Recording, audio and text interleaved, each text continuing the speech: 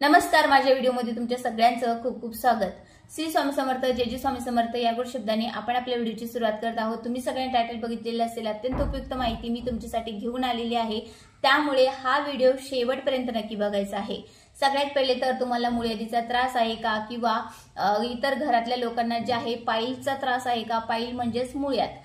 आता जे आहे मूळव्याधीचा त्रास असेल तर कोणत्या भाज्या टाळल्या पाहिजे, तर अर्थातच तुम्हाला जे भाज्या मी सांगणार आहे त्या नक्कीच तुम्ही टाळा। त्याचबरोबर कोणत्या भाज्या खाल्ल्या पाहिजेत ही सुद्धा माहिती आपण या व्हिडिओमध्ये बघणार आहोत। सगळ्यात पहिले म्हणजे जाणून घेऊया की मूळव्याध म्हणजे काय।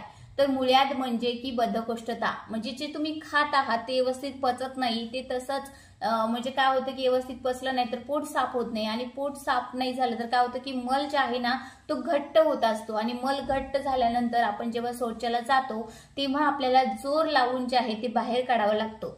आता या सगळ्या गोष्टी जर टाळायच्या असतील तर अर्थातच फायबरयुक्त भाज्या तुम्हाला आहारामध्ये समावेश करायचा आहे। त्याचबरोबर भरपूर असं पाणी प्यायचं आहे, जेणेकरून मल घट्ट होणार नाही आणि ते व्यवस्थित बाहेर पडण्यासाठी फायदा होईल। आता कोणत्या भाज्या खायच्या नाहीयेत ते आपण बघणार आहोत। तर सगळ्यात पहिली भाजी म्हणजे वांगी। वांगी जी आहे तर त्याला पित्त दोष सुद्धा आयुर्वेदामध्ये असं सांगितलेलं आहे की वांगी जे आहे ते पित्त दोष निर्माण करतात, वात दोष जर असेल तर तो सुद्धा निर्माण करत असतात। त्याच्यामुळे वांगी जे आहे त्यावरून ज्या लोकांना मूळव्याध आहे त्यांनी टाळली पाहिजे। त्याचबरोबर वैज्ञानिक दृष्ट्या असं सांगतात की वांग्यामध्ये जे आहे सोलानियन नावाचा एक कंपाऊंड असतो, जो आपल्या आतड्यामध्ये ॲलर्जी किंवा चिघळपणा, म्हणजे एखादी जखम असेल नॉर्मल तर त्याला चिघळवायचं काम जे आहे ती वांगी करत असतात। त्याच्यामुळे जे आहेत ह्या गोष्टी ज्या आहे आपण आवर्जून टाळल्या पाहिजेत। आता दुसरी कोणती गोष्ट आहे तर दुसरा पदार्थ, दुसरी भाजी म्हणजे आपली फुलगोबी आणि पत्तागोबी।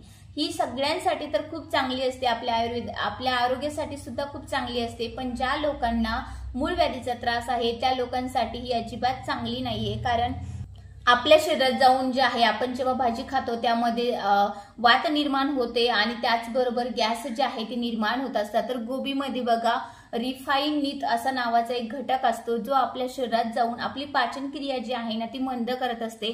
त्यामुळे ज्यांना मूळव्याध आहे त्यांनी ही भाजी आवर्जून टाळली पाहिजे। आता पुढची भाजी कोणती आहे तर कांदा लसूण।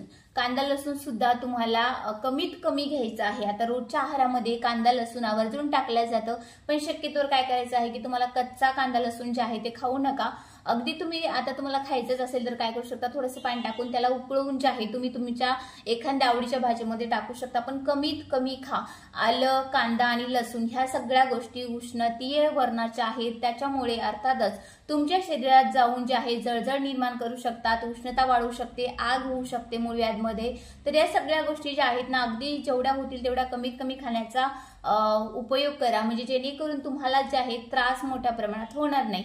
आता पुढे आपण बघणार हिरवी मिरची। बघा शिमला मिरची असो किंवा कोणत्याही प्रकार असो मिरचीचा, तो अत्यंत जे आहे वात निर्माण करणारा असतो। त्यामुळे काय होते की शरीराची जी पाचन शक्ती आहे ती बिघडण्याचं कारण ठरू शकतं आणि त्यामुळे तुम्हाला मोठ्या प्रमाणात त्रास होऊ शकते। जर ज्यांना मूळव्याध आहे त्यांनी अनुभवलेलं असेल तर त्यांनी मोठ्या प्रमाणात मिरची खाल्ली तर लगेच त्यांना जेव्हा शौचाला जातो तेव्हा मोठ्या प्रमाणाचा त्रास होत असते। स्वच्छ तरी व्यवस्थित होतच नाही, पण त्याचबरोबर जे आहे की वेदना ज्या आहे ते मोठ्या प्रमाणात होतात। त्यामुळे तुम्हाला कोणत्याही प्रकारच्या मिरच्या असो, म्हणजे की शिमला मिरची असो, कोणत्याही रंगाच्या असू दे किंवा मग तिखट असो कमी असो, मिरची जी आहे त्यावरून तुम्हाला टाळायची आहे, कमीत कमी खायची आहे। म्हणजे कधीतरी खाल्ली तर तुम्ही नक्की खाऊ शकता, पण वारंवार जर तुम्ही मिरचीच्या वाटणाची भाजी वगैरे खात असाल, मसालेदार पदार्थ खात असाल, अतिशय तिखट खात असाल तर अर्थातच तुमच्या जे आहे पोटामध्ये जळजळ व्हायला लागते, शौचाच्या तिथे सुद्धा मोठ्या प्रमाणाचा त्रास तुम्हाला होऊ शकतो। त्यामुळे ह्या गोष्टी ज्या आहे आवर्जून तुम्ही टाळल्या पाहिजेत।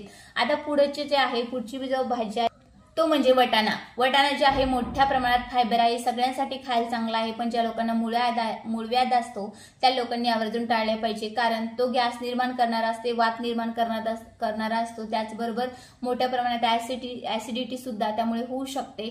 त्यामुळे ज्या लोकांना मूळव्याध आहे त्यांनी तो नक्कीच टाळला पाहिजे। आता पुढची भाजी जी आहे ती आपली म्हणजे फणस।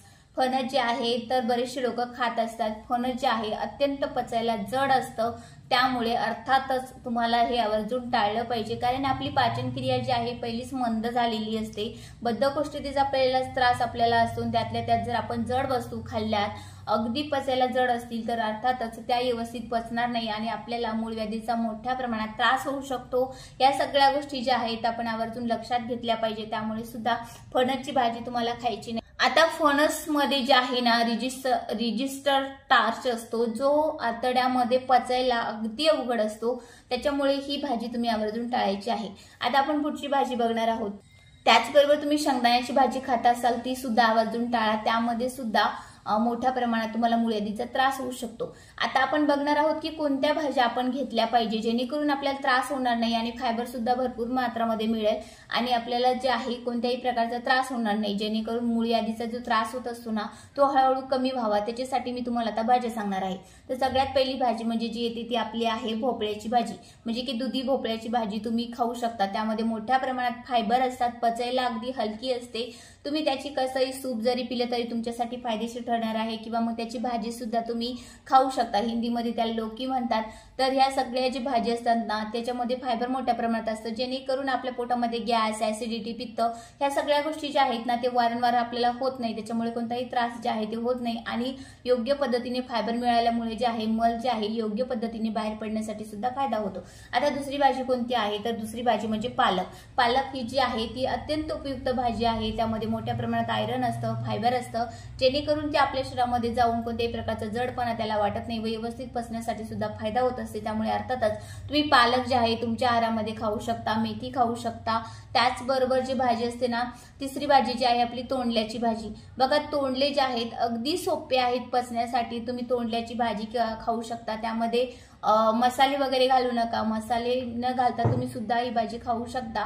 तुम्ही वारंवार ह्या भाज्या ज्या आहेत ते खाऊ शकता, पण ज्या भाज्या मी आधी सांगितलेल्या आहेत ना त्या अगदी कमीत कमी तुम्हाला आहारात घ्यायच्या आहेत आणि ह्या भाज्या जास्तीत जास्त आहारात घ्या, जेणेकरून तुम्हाला जर मूळव्याध असेल तर त्यामध्ये आराम देण्यासाठी सुद्धा फायदेशीर ठरू शकते। आता पुढची भाजी आपली कोणती आहे? सीताफळ तुम्ही खाऊ शकता। बघा सीताफळ जे आहे ती सूज कमी करणारी असते, वेदना शामक सुद्धा कमी करते, त्याचबरोबर फायबर मोठ्या प्रमाणात असतं, त्यामुळे तुम्ही सीताफळ जे आहे ते आवर्जून खाऊ शकता।